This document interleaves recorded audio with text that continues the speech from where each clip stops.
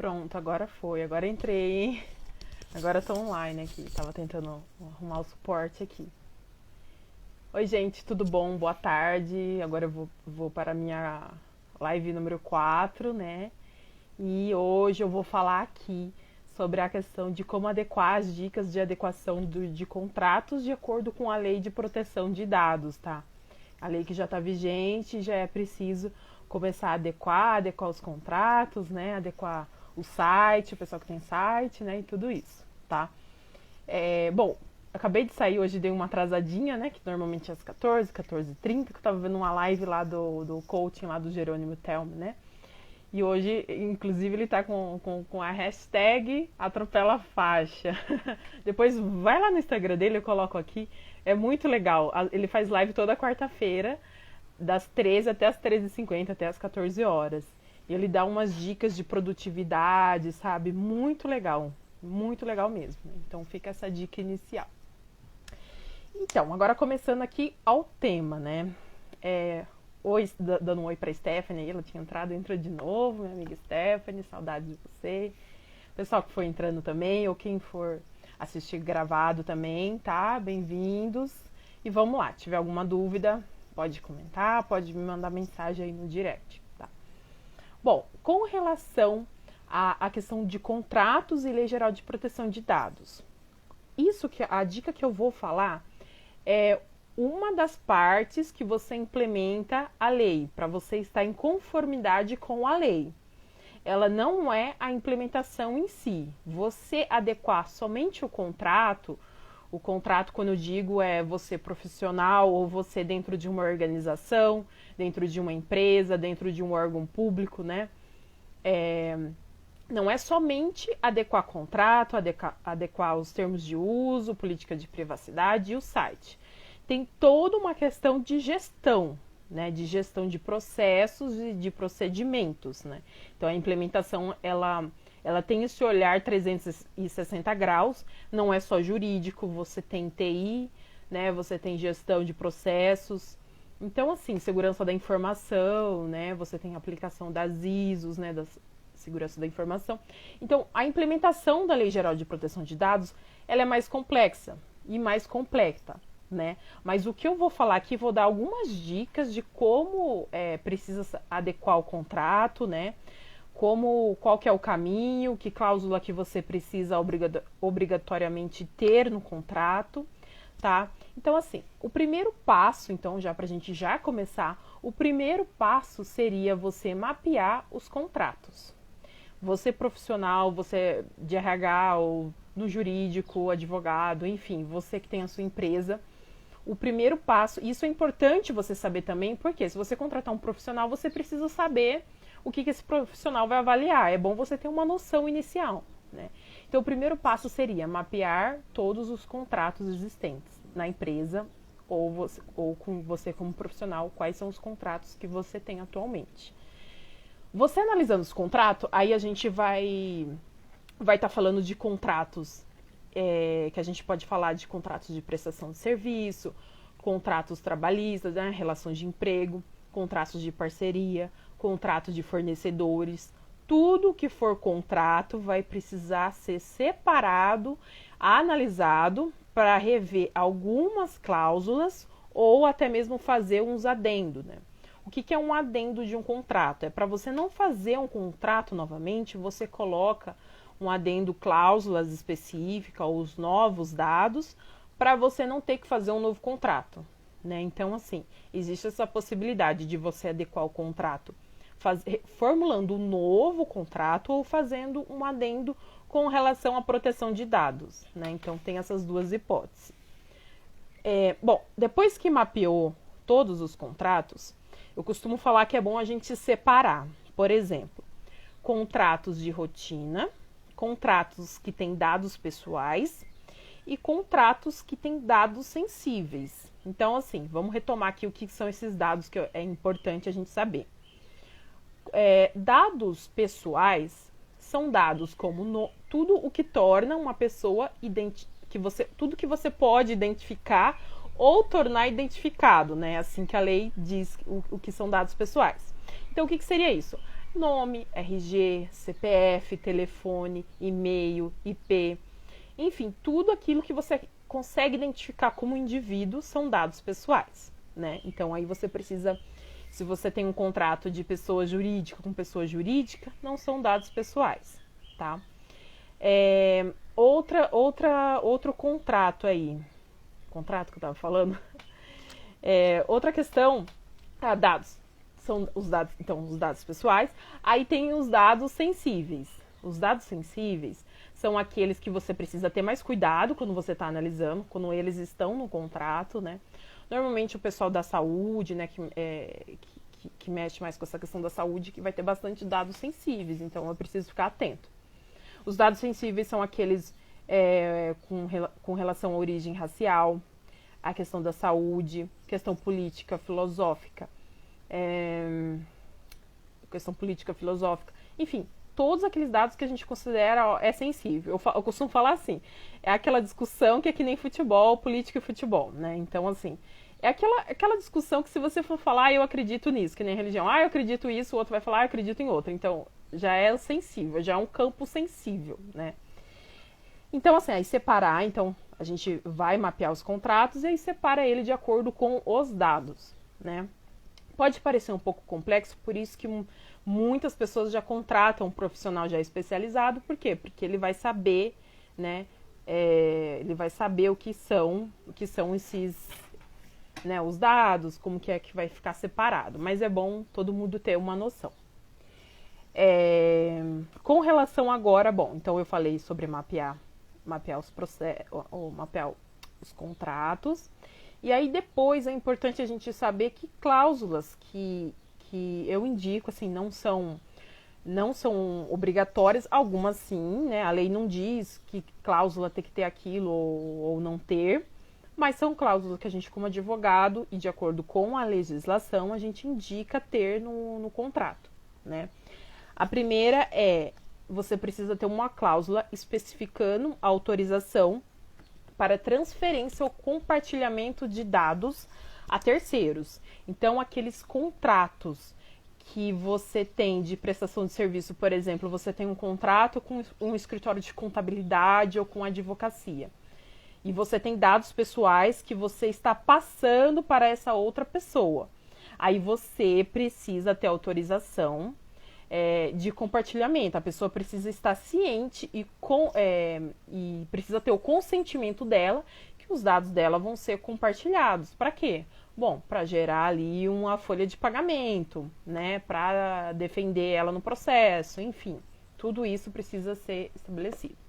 O pessoal entrou aí, Felipe, Mariana, bem-vindos, tá? Vamos chegando aí. Bem-vindo todo mundo. Então, a primeira cláusula seria essa. A segunda seria a cláusula para você colocar do padrão mínimo de segurança. São algumas cláusulas que dizem respeito à segurança da informação, né? Então, aí, nesse caso específico, tem que ver, por isso que isso é muito caso a caso, porque dependendo do fluxo de dados, da gestão de compartilhamento, vai ser uma forma diferente de você tratar a questão da segurança da informação, né? Então, por isso que nessa parte é importante você conversar com o pessoal de TI, com RH, para você saber qual que é o fluxo e qual que é a interferência, quais são os processos e os métodos de segurança que vai ser utilizado, né, para aqueles dados não ter o vazamento, para você não ter um incidente de segurança, né? Outra cláusula importante diz com relação à limitação da responsabilidade das partes, né? O que seria isso? O artigo 42 da lei, né? Cita artigo, né? Advogado fica, o artigo tal, né? Mas é força do ato. Tem um artigo da lei que ele fala que a responsabilidade ela é solidária entre o controlador e o operador.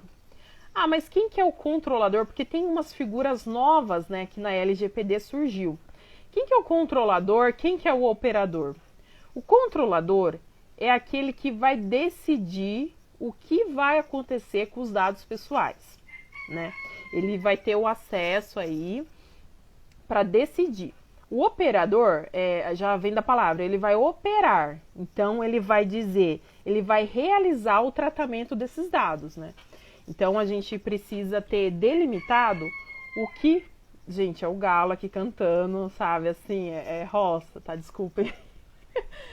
Então, aí a gente precisa entender um pouco com relação ao controlador e operador quais são as responsabilidades deles, né? O que cada um está... o controlador, ele vai decidir, ele que recebeu os dados. O operador vai tratar. Qual que é o limite de responsabilidade deles? Pode colocar isso no contrato, mas assim, a lei já diz que a responsabilidade ela é solidária. Então, muito mais do que colocar essa cláusula, né, falando com relação à limitação da responsabilidade, seria você ter uma auditoria ou você ter uma cláusula falando que aquele que está tratando os dados, né, ou seja, o operador, ele precisa dizer como está fazendo isso, quais que são as normas de segurança, o que ele está fazendo como padrão para não ter um incidente de segurança, né? Então, o controlador, ele pode colocar essa cláusula falando que ele quer ter acesso a como esses dados estão sendo tratados, né? E qual que é o padrão de segurança, né? Isso é bastante importante.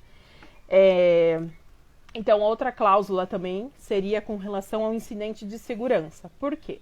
Ocorrendo um vazamento de dados, as pessoas jurídicas, né, as empresas, elas precisam saber como que elas vão se posicionar, né, o que elas vão fazer. Os dados foram vazados, ou enfim, ou houve uma irregularidade que você não tinha um consentimento, né, e a pessoa está alegando que ela não deu o consentimento dela, enfim, a gente tem uma problemática aí.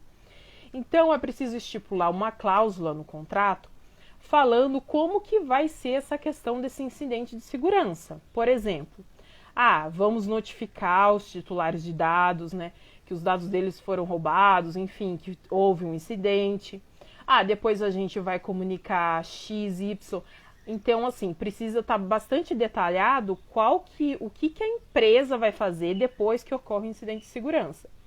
E assim, pode parecer um pouco bobeira, assim, imagina, os dados estão seguros aqui, tem uma empresa de TI, está naquele software, isso não vai acontecer.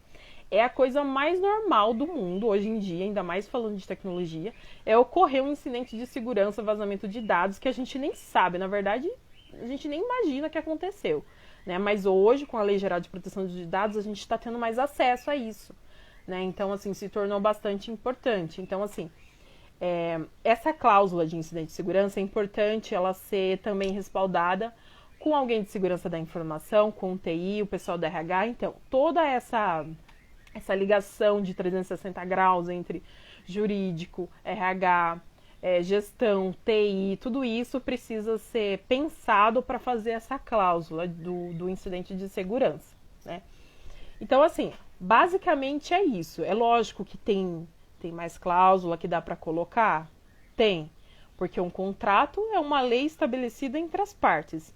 E cada contrato vai ter as suas peculiaridades, né?